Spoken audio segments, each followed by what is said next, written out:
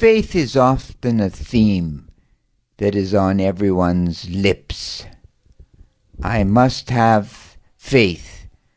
Faith in myself, faith in God, Gaia, or the universe, faith in my society, faith in my family, faith in my partner.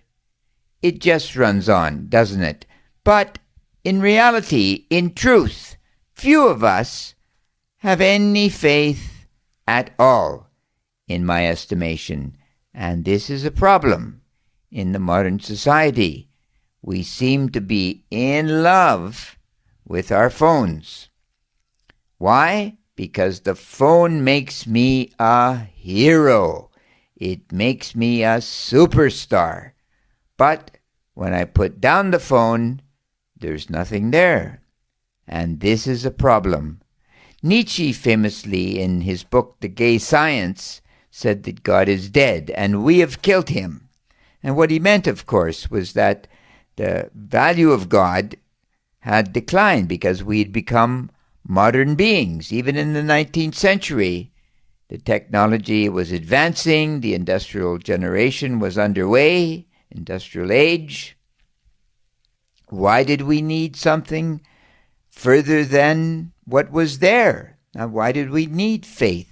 So what are some of the interesting definitions of faith, if you were to sit back for a moment? Well, certainly we could view faith as trust, I guess you could say.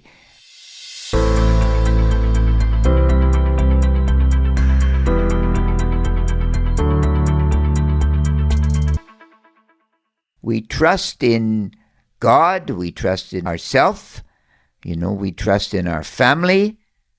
If we're really sincere about this, great. And we don't need evidence for faith, do we? Thomas Aquinas has the 5 proofs for the existence of God, but in reality, the Orthodox Christians don't care. They put that away. They have faith in the spiritual power of God. His energy, perhaps not his essence, because you can't access his essence, but you can certainly access his energy. So faith in that sense is a commitment to a way of life. Soren Kierkegaard, a leap of faith. Inner certainty. Faith must be also innerly certain.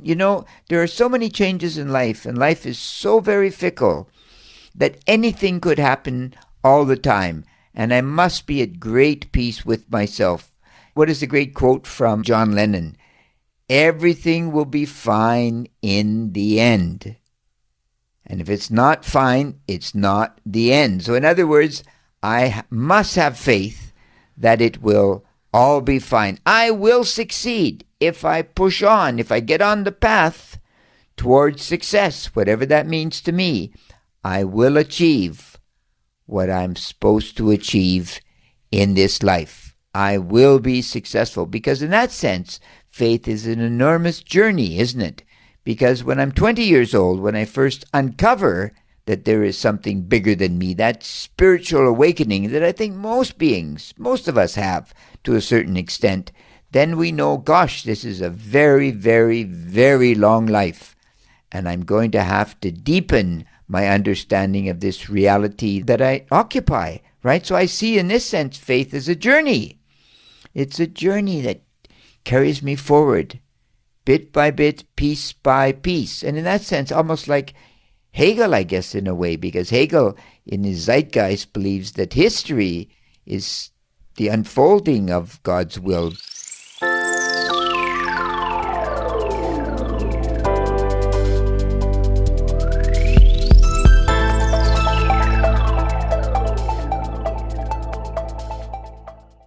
Berdyaev, also another man to research, Nicholas Berdyaev, into the early 20th century, also believing that history was God's hand unfolding, whatever interpretation you put on that.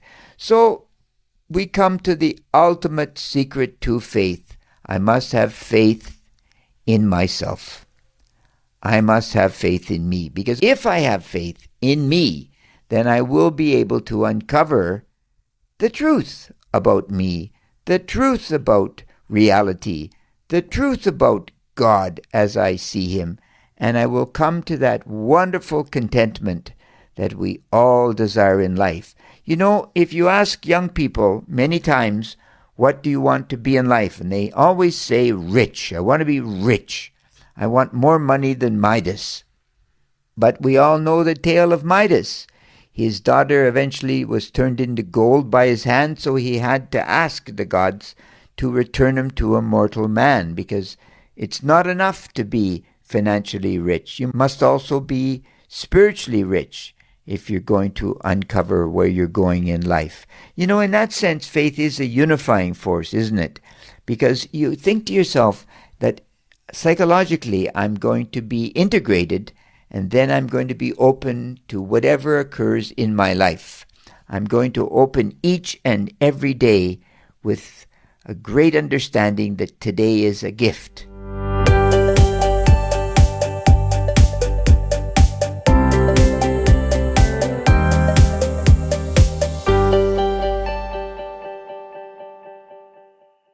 One more day, certainly at 68 years old. Certainly it's a gift at 68 years old. It really is, you know, and you do have that kind of appreciation. So, gosh, find faith.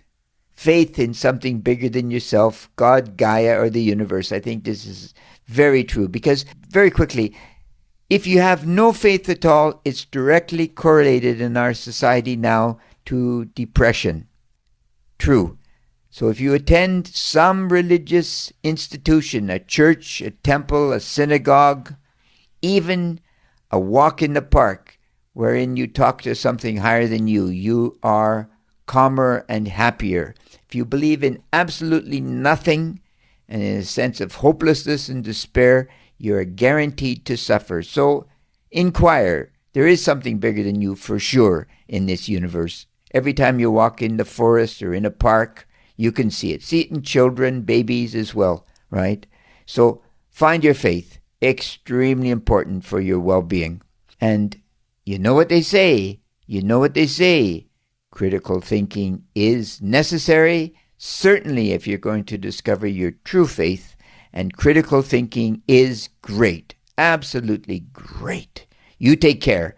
God bless. Bye-bye.